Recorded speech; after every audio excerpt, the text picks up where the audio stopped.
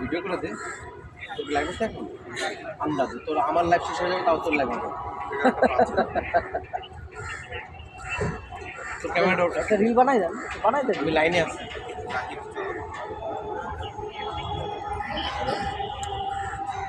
আমাদের একটু রাখেন, বুঝছো?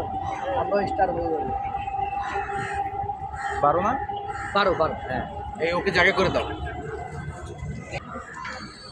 বলি প্রথমত যে কথাটি আমি বলতে চাই সেটা হচ্ছে যে 11টার পর শুনানি হওয়ার কথা ছিল, এমন এবং তার আগে আমরা দেখেছি যে বিদেশের বিভিন্ন কারাগার থেকে এর মধ্যে 16 জন সাবেক মন্ত্রী, এমপি, উপদেষ্টা এবং পুলিশ কর্মকর্তা, আমলা, তারা বিভিন্ন মামলার আসামি, তাদেরকে আদালতে আনা হয়েছে। এবং এই 16 জনের বিরুদ্ধে কিন্তু আপনি জানেন যে জুলাই আগস্ট যে গণ অভ্যুত্থান, এই মামলায় কতটুকু অগ্রগতি হয়েছে, যদিও আজকে তদন্ত প্রতিবেদন শেষ করার দিন ছিল, তবে সেটি কিন্তু হয়নি। এখন পর্যন্ত মোট 12 জনকে এরই মধ্যে নিয়ে আসা হয়েছে এবং সেই 12 জনের তালিকাটা যদি বলি, আনিসুল হক সাবেক মন্ত্রী, ফারুক খান, রাফসান মেনন, হাসানুল হক ইনু, আব্দুর রাজ্জাক, কামাল আহমেদ মজুমদার, এর একই সাথে আছে কামরুল ইসলাম, আমির হোসেন আমু, একজন বিচারপতি আছেন, শামসুদ্দিন চৌধুরী মানিক এবং দীপু মনি সহ জুনায়েদ আহমেদ পলক।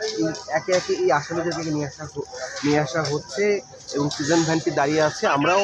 আমরাও অপেক্ষায় আছি যে আসলে আদালত কখন শুরু হবে। আজকে মূলত 2টি মামলা শুনানি হবে। একটি হচ্ছে গণহত্যার দায়ে সাবেক প্রধানমন্ত্রী শেখ হাসিনার যে বিচার, সেই বিচার প্রক্রিয়ার অগ্রগতি বিষয়ক শুনানি আছে। সেই সাথে এই যে সাবেক মন্ত্রী, আমলা, বিচারপতি যাদের বিরুদ্ধে হত্যা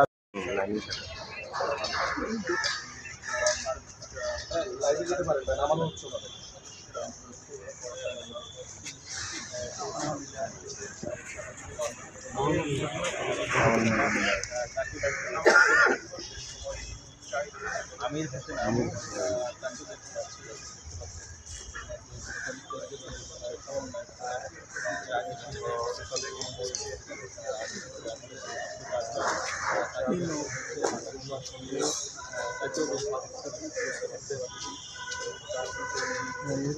আমরা দেখতে পাচ্ছি রাকেশ খান মেনন,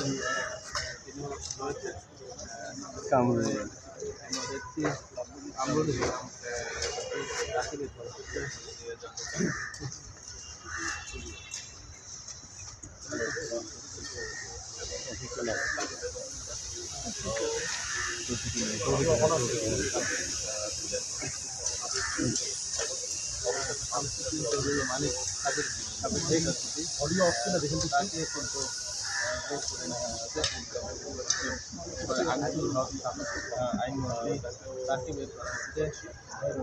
কিন্তু ছবি নিচ্ছে ছবি জাহাঙ্গীর আলম হাইকোর্ট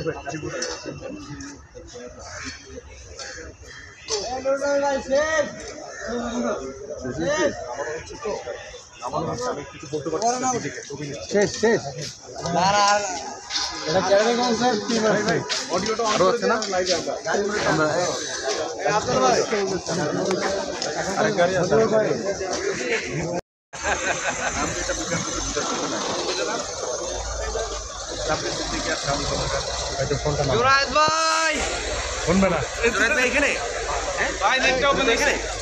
নেট কি চলে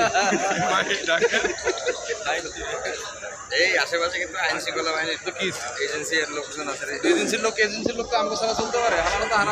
আমি এই জন্য আড়ালা থেকে চিল্লাই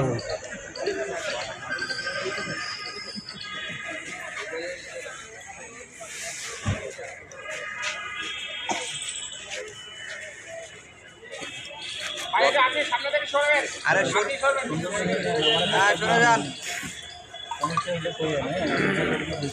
না থাকাই ভালো।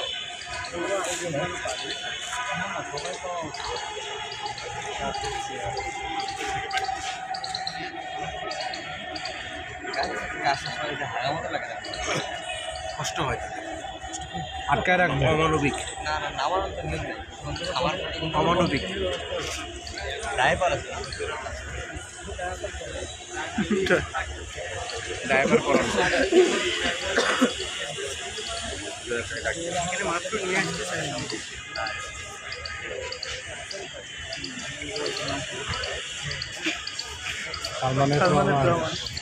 নিয়ে আসছে মানে হচ্ছে কয়েকটা গাড়ি না একটা গাড়ি নিয়ে আসছে।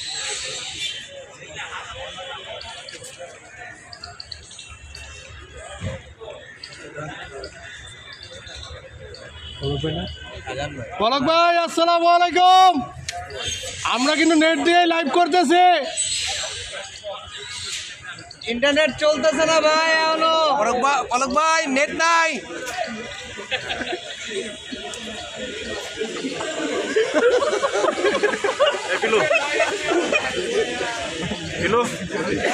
তিনি তো ঢুকে গেছে।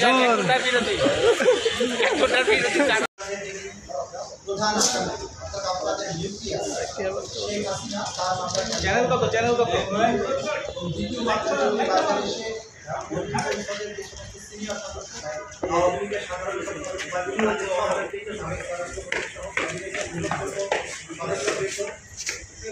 সাবেক প্রধানমন্ত্রী উপদেষ্টা যারা তাকে সামনে মোবাইলটা ভাই ডান হাতে। অপরাধ সংগঠন পরিকল্পনা প্রণয়ন পরিকল্পনা বাস্তবায়ন এটাকে উস্কানি দেয়া নানানভাবে এই অপরাধ সংগঠনের ব্যাপারে সাহায্য করেছেন, নিজেরা ভূমিকা পালন করেছেন, ডিসিশন মেকিংয়ে ভূমিকা পালন করেছেন, তাদের মামলা আছে তার বিচার করেন।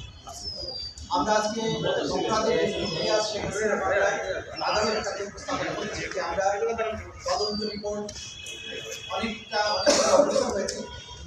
পাশাপাশি জুলাই আগস্টে সংঘটিত যে মানবতা বিরোধী অপরাধ এবং গণহত্যা এর বাইরেও গত 16 বছর ধরে সিস্টেম্যাটিক্যালি বাংলাদেশের হাজার হাজার মানুষকে শেখ হাসিনার নির্দেশে এবং তার পরিকল্পনায় গোপন কারাগারে নিষ্ঠুরতম পন্থায় বছরের পর বছর আটক রেখে তাদেরকে নির্যাতন হত্যা করা এবং তাদের লাশকে সিমেন্টের বস্তার সাথে বেঁধে বিভিন্ন নদীতে ফেলে দিয়ে নিশ্চিন্ন করে দেওয়ার যে অপরাধ সংঘটিত হয়েছে সেই ব্যাপারে গঠিত যে গুমের কমিশন একজন মাননীয় বিচারপতির নেতৃত্বে গঠিত কমিশন, সেই কমিশনের অগ্রগতি প্রতিবেদন যেটা রাষ্ট্রের কাছে সেই কমিশন জমা দিয়েছে তার আংশিক বাংলাদেশের মিডিয়ার উন্মুক্ত করা হয়েছে, যেটা গত দুদিন ধরে মিডিয়ার কাছে এই রিপোর্টগুলো ছাপা হচ্ছে ধারাবাহিকভাবে। সেই প্রকাশিত অংশ থেকে দেখা যায় 16 বছর ধরে বাংলাদেশে যে সমস্ত ডিসঅ্যাপিয়ারেন্সের ঘটনা ঘটেছে, নিষ্ঠুরতম পন্থায় মানুষকে বছরের পর বছর গোপন কারাগারে আটক রাখা হয়েছে, তাদেরকে নিষ্ঠুরতম পন্থায় হত্যা করে তাদের লাশকে নদীতে বা খালে বিলে ভাসিয়ে দেওয়া হয়েছে, ডুবিয়ে দেওয়া হয়েছে। এই অপরাধগুলোর সাথে প্রধানমন্ত্রী তদানীন্তন প্রধানমন্ত্রী এবং অপরাধের নিউক্লিয়াস শেখ হাসিনা সরাসরি সম্পৃক্ত ছিলেন মানে সেই কমিশন তাদের মতামত ব্যক্ত করেছে। একই সাথে তদানীন্তন সময়ে কয়েকটি গোয়েন্দা সংস্থার প্রধানেরা যারা এই অপরাধগুলো করেছেন তাদের বিভিন্ন ধরনের স্বীকারোক্তি বা তাদের বিভিন্ন বক্তব্য, পাশাপাশি গোপন কারাগারগুলোর অস্তিত্ব তারা খুঁজে পেয়েছেন, সশরীরে তারা সেগুলো ভিজিট করেছেন, ভিক্টিমদেরকে দিয়ে সেই কারাগারগুলোকে আইডেন্টিফাই করেছেন। এই সমস্ত অপরাধের যে অংশটুকু সেই অংশটুকুর ব্যাপারে আমরা তদন্ত কমিশনের রিপোর্টের মাধ্যমে যে তথ্য প্রমাণাদি পেয়েছি সেগুলোর ব্যাপারে ট্রাইব্যুনাল এই অপরাধগুলোকে তাদের তদন্তের জন্য আমলে গ্রহণ করছে এবং এই ব্যাপারেও আমরা রিপোর্ট প্রদান করবো। একই সাথে শেখ হাসিনার বিরুদ্ধে গণহত্যা এবং গুম সংক্রান্ত যে অপরাধ সেগুলোকে মিলিয়ে তদন্ত রিপোর্ট দাখিল করতে হবে। সেই ব্যাপারে আমরা সময় চেয়েছি, আদালত 2 মাস সময় দিয়েছেন। আগামী 18ই ফেব্রুয়ারি এই মামলার পরবর্তী তারিখ ধার্য থাকবে এবং আমরা চেষ্টা করবো এর মধ্যে যাতে একটা অগ্রগতি প্রতিবেদন অথবা সম্ভব হলে তদন্ত প্রতিবেদন যাতে আমাদের তদন্ত সংস্থা দিতে পারে সেই ব্যাপারে আমরা দিনরাত কাজ করবো, আমরা সচেতন আছি। একইভাবে মন্ত্রিপরিষদের সদস্য যারা আছে ওবায়দুল কাদের সহ বাকিদের ব্যাপারে যারা গ্রেপ্তার আছে, ডক্টর আব্দুর রাজ্জাক যিনি আগের দিন পর্যন্ত এখানে ওয়ারেন্ট ইস্যু হয়েছিল, প্রোডাকশন ওয়ারেন্ট, তাকে আজকে গ্রেপ্তার দেখানো হয়েছে এবং তাদের ব্যাপারেও তদন্তের কাজ চলমান আছে। এবং এই মন্ত্রীদের মধ্যে বিশেষ করে 2 জন উপদেষ্টা যারা গুমের সাথে জড়িত ছিলেন, যারা গুমের মধ্যে 2 একজন সাধারণ ব্যাপারে ভূমিকা পালন করেছিলেন এবং তাদের এই গোয়েন্দা সংস্থাগুলো যারা সম্পৃক্ত ছিলেন তাদের সাথে গুম কমিশনের ইন্টারভিউর মধ্য দিয়ে এটা দেখা গেছে যে প্রধানমন্ত্রী হাসিনার নির্দেশে যে তাদেরকে রাখা হয়েছে তারা তার ইচ্ছা এবং অনিচ্ছায় কাউকে আটক রাখা বা ছাড়া হতো, সেগুলো গুম কমিশনের তদন্তে আমরা পেয়েছি। এই বিষয়গুলো নিয়ে আমরা এই তদন্ত করছি এবং এগুলো রিপোর্ট একসাথে আসবে এবং সবকিছু বিচার একসাথে হবে। পাশাপাশি আমরা আদালতের আজকের দৃষ্টি আকর্ষণ করেছি যে ওবায়দুল কাদের বাংলাদেশেই গত 3 মাস ছিলেন। গ্রেপ্তারি পরোয়ানা জারি হওয়ার পরে বাংলাদেশে কোথায় তিনি কিভাবে ছিলেন, কেন তাকে গ্রেপ্তার করা হয়নি, বা তিনি কিভাবে পরবর্তীতে বাংলাদেশের সীমান্ত অতিক্রম করেছেন, এই ব্যাপারে আইন শৃঙ্খলা রক্ষাকারী বাহিনীর কাছে একটা ব্যাখ্যা চাওয়া হয়েছে এবং সেটা 15 দিনের মধ্যে যাতে ব্যাখ্যা দেওয়া হয় সেটা জানানোর জন্য আদালত নির্দেশ দিয়েছে। একই সাথে অপরাধের নিউক্লিয়াস শেখ হাসিনা তিনি তার গ্রেপ্তারের ব্যাপারে যে আমরা ইন্টারপোলের মাধ্যমে রেড নোটিশ জারি করা, আদালতের যে গ্রেপ্তারের পরোয়ানা সেটা কার্যকরের কি ব্যবস্থা এবং ভারতের সাথে সম্পাদিত যে অপরাধী সেই অনুযায়ী ব্যবস্থা নেওয়া হবে সেটা জানার জন্য আদালত 2 সপ্তাহের মধ্যে গোটা থাকে আজকে এসেছিল কিছু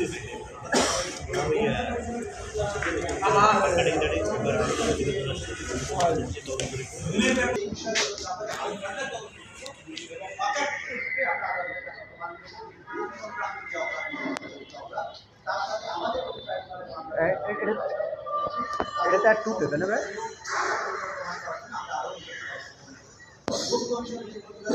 যেগুলো প্রকাশিত হয়েছে এবং যেগুলো প্রকাশিত হয়নি সেগুলো আমরা আমাদের চাওয়ার ডিসিশন আছে, আমরা তাদের কাছে চাইব এবং চাওয়ার মাধ্যমে যে অফিসিয়াল ডকুমেন্ট ব্যবহার্য অফিসিয়াল গ্রহণ করবো সেই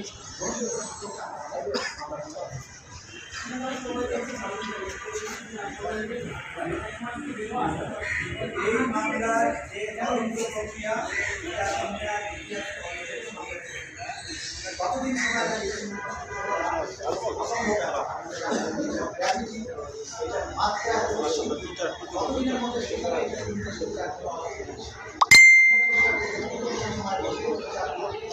শেষ করা প্রস্তুত পাবে এটা আমাদের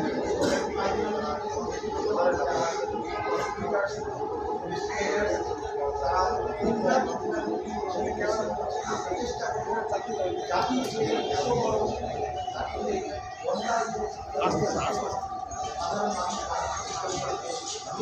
অত্যাচার করা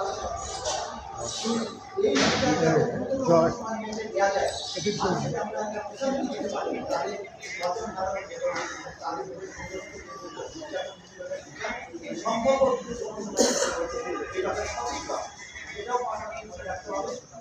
ক্রাইম এটার সাথে হাজার হাজার মানুষ জড়িত রাখবে।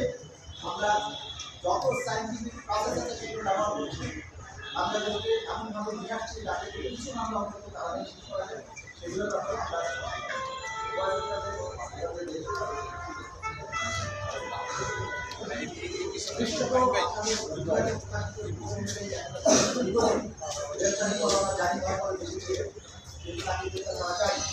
সেজন্যই আদালত আজকে ব্যাখ্যা চেয়েছেন যে উনি কোথায় পালাবেন সেই ব্যাপারে যেন আইন শৃঙ্খলা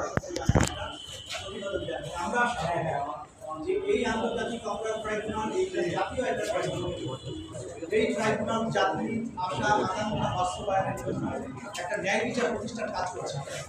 এই ট্রাইব্যুনালের আদেশ নির্দেশ যদি কোনো সংস্থা সেটা যত শক্তিশালী সংস্থাই হোক, আইন শৃঙ্খলা রক্ষাকারী বাহিনী তারা যদি এটা পালন না করে তাহলে ধরে নেওয়া হবে তারা রাষ্ট্রের সাথে তারা আইন অনুযায়ী কাজ করছে না।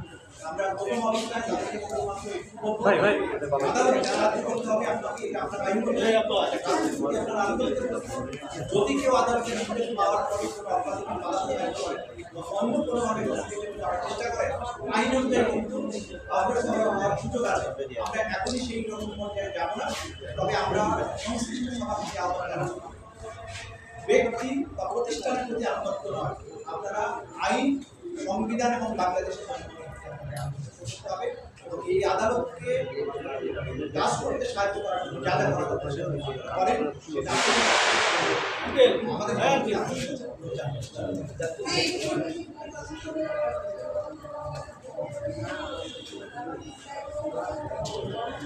আঙ্কেল বানা দিলে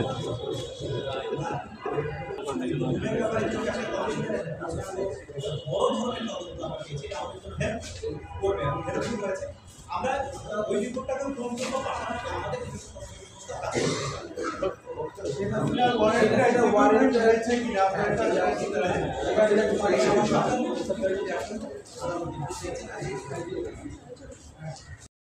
ডক্টর তৌফিক এলাহি এবং লেফটেন্যান্ট কর্নেল ফারুক খানের পক্ষে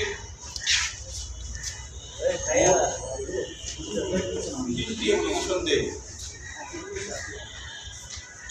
ব্রডলি দুটো অ্যাপ্লিকেশন, ক্যাটেগরিক্যালি একটি অ্যাপ্লিকেশন হলো রুলস 2010-এর 9-3-এর অধীনে কপি অফ অ্যালিগেশন পাওয়ার জন্য আবেদন। আরেকটি আবেদন দিয়েছিলাম যে রুলস 2010 এবং ইন্টারন্যাশনাল ক্রাইমস ট্রাইব্যুনালস অ্যাক্ট 1973 এর অধীনে রুল 62-তে মোবাইল সরাসরি নিয়ে যাওয়ার কথা নিষেধ করার কথা নাই, এই জন্য যাতে আইনজীবীগণ এবং অন্যান্যরা সিকিউরিটি মেনটেন করে মোবাইল নিয়ে ভিতরে যেতে পারে এবং সুইচ অফ করে রাখতে পারে হাইকোর্ট ডিভিশনের রুলসের মতো, তার জন্য একটি আবেদন দিয়েছিলাম। প্রথম যে আবেদনটা সেটা হলো যে রুলস 9(3)-র অধীনে যে আবেদনটি, এটা আগেও মুখ করেছিলাম, সেই আবেদনের প্রেক্ষিতে প্রসিকিউশন পক্ষ আমাদের দুইজন গ্রেপ্তারকৃত ব্যক্তিদের ক্ষেত্রে যেটা দিয়েছেন সেটা হলো প্রাথমিক অভিযোগনামা। আমাদের আজকে সেই বিষয়ে ফার্দার সাবমিটেড অ্যাপ্লিকেশনে ছিল যে কপি অফ অ্যালিগেশন এবং প্রাথমিক অভিযোগনামা এক বিষয় না।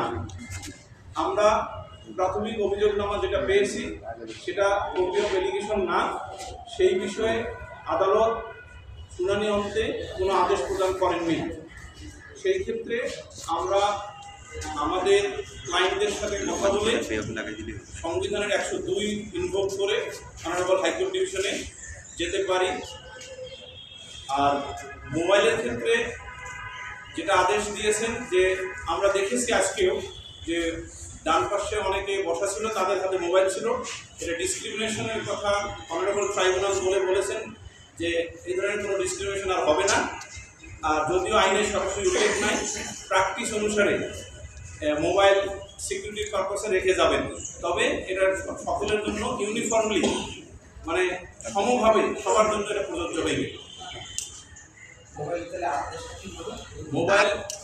মোবাইলের ওটা আইনে সরাসরি উল্লেখ না থাকলেও সিকিউরিটির পার্সপেক্টিভে সকলে মোবাইল রেখে যাবেন, এই কথা আরবালি বলেছেন।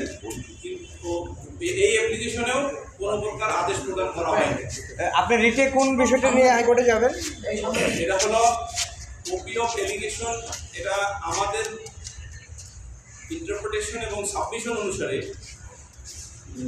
রুলস 9(3)-র অধীনে যে কপি অফ অ্যালিগেশন সার্ভ করার কথা বলা আছে, either at the time of execution of the warrant or পরে লেটার অন, হ্যাঁ, সেই কপি অফ অ্যালিগেশন আমাদের মূল বক্তব্য হলো আমাদেরকে যে প্রাথমিক অভিযোগনামা দেওয়া হয়েছে তদন্তকারী কর্মকর্তা কর্তৃক দাখিলকৃত, সেটা কপি অফ অ্যালিগেশন না।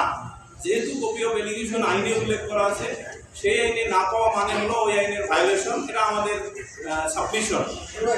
সেই সাবমিশনকে মাথায় রেখে আমরা 102 সংবিধানের যে অনুচ্ছেদ by bringing the concern recondition, আমরা এটা অনারেবল হাইকোর্ট ডিভিশনে সিক করতে পারি after getting the instruction from our respective clients. সাধারণত হাইকোর্টের সংগঠনকারী যদি আপনি এটাকে হাইকোর্ট ধরি, তাহলে আপনি আবার হাইকোর্টে কেন দেবেন? ইয়েস, আপনি একটা ভালো প্রশ্ন করেছেন। আমি আমার অ্যাপ্লিকেশনে সাধারণত মোবাইল রাখার ক্ষেত্রে আমি এই পয়েন্টটা উল্লেখ করেছিলাম যে high court this honourable tribunal is equivalent with the High Court Division in respect of conviction, sentence and preparing appeal. But this law, that is the 1973 Act এবং Rules 2010 কোথাও বলে নাই যে 102 ইনভোক করা যাবে না।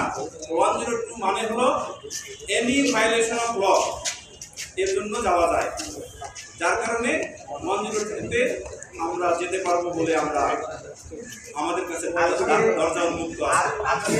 আর কোনো ডিফেন্স কাউন্সিলের পক্ষ থেকে কোনো আবেদন ছিল? প্রাথমিক অভিযোগনামায় আমাদের কাছে যে অভিযোগনামাগুলো দেওয়া হয়েছিল, আপনারা ইচ্ছা করলে একজনের কাছে ওই কপি দিয়ে দেবো, তাহলে দেখতে পারবেন। কারণ 4-5টা অভিযোগ নামা তো অল্প সময়ে এক ব্যক্তি বলা এটা সম্ভব না। ঠিক আছে, আজকে আর কোনো আবেদন ছিল ডিফেন্স কাউন্সিলের? অন্য কোনো ডিফেন্স কাউন্সিল থেকে আমার জানা মতে কোনো আবেদন ছিল না। ধন্যবাদ সবাই। এক না, এটা আমাদের সাবমিশন। আজাদ ভাই ছবি নিয়ে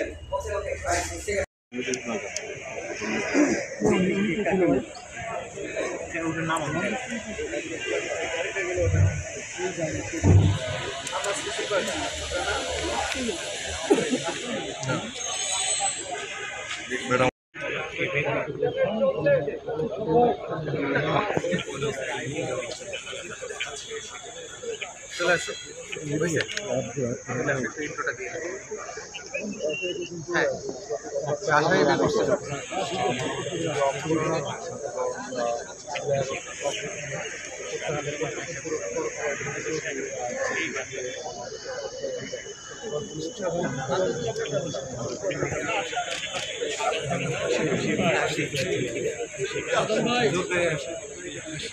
আজকে অনেকটাই বিমর্ষ ছিল, আমি একটু দেখাতে চাই সালমানের প্রমাণ আসলে যে নিয়ে যাওয়া হচ্ছে কারাগারে, একটু দেখাই তারপরে আবার আসি।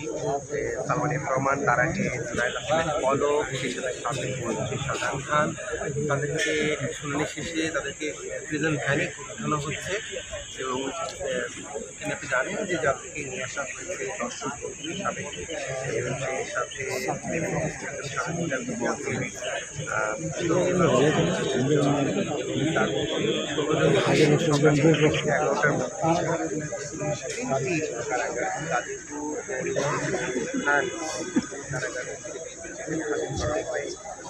মধ্যে আপনি বলেছেন যে ইনস্টিটিউশন তারা সময় নিয়েছেন তদন্তের জন্য, যে অভিযোগ সেই অভিযোগের তদন্ত করছে। সারা দেশে এই অভিযোগে আক্রান্ত আছেন, বহু মানুষ মারা গেছেন, হতাহত আছেন। এত গুরুত্বপূর্ণ একটি মামলার তদন্ত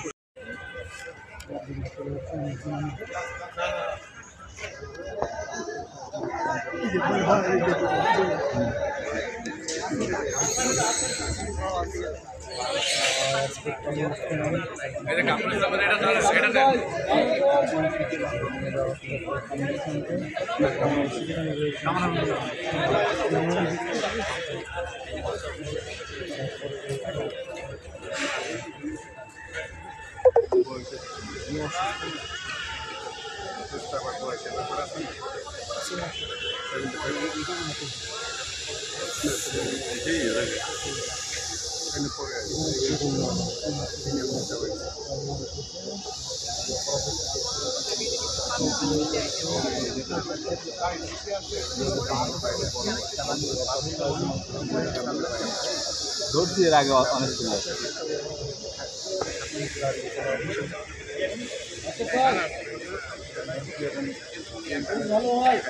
জনগণের তারিখগুলো ভালো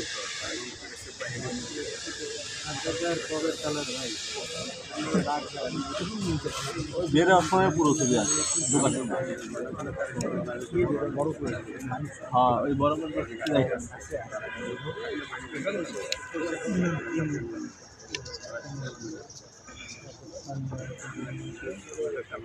ভাই কেমন আছেন?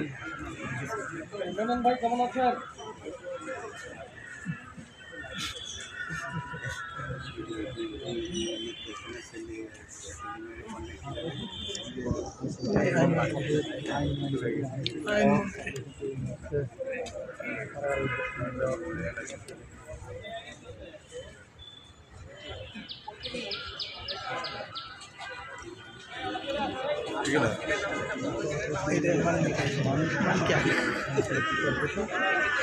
মানিক ভাই ইন্ডিয়া গেছিল।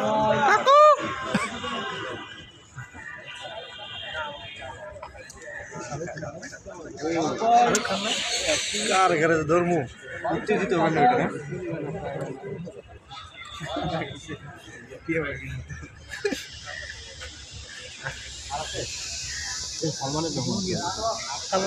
আগে চলে এলো আগের গাড়িতে। ও হ্যাঁ এখন আসবে সচিব সচিব নির্বাচন কমিশনের সচিব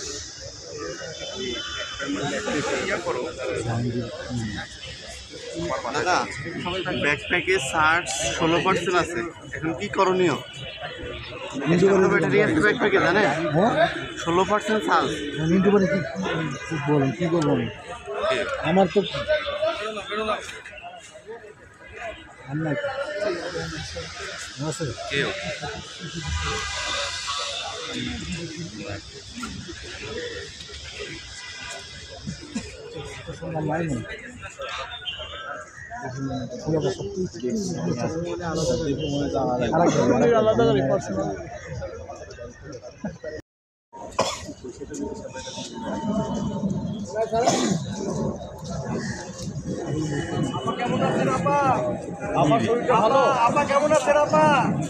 আপার শরীর ভালো?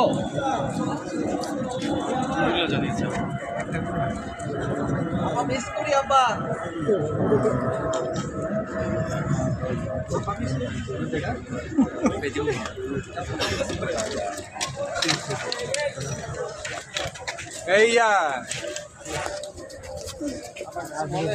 মজিবুর ভাই,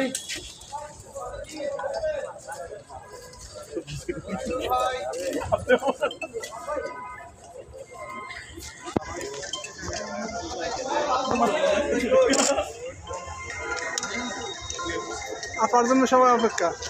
আর আপা কিছু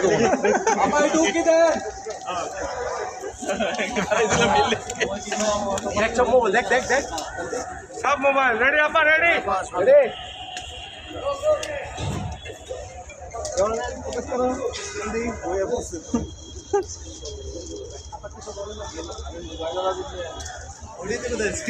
ব্যবসা ভালো যাচ্ছে রে।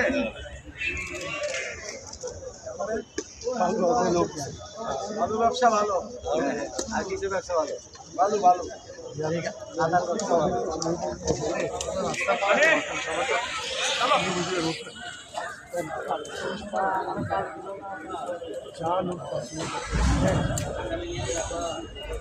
আসেন যা করে ভালো জন্য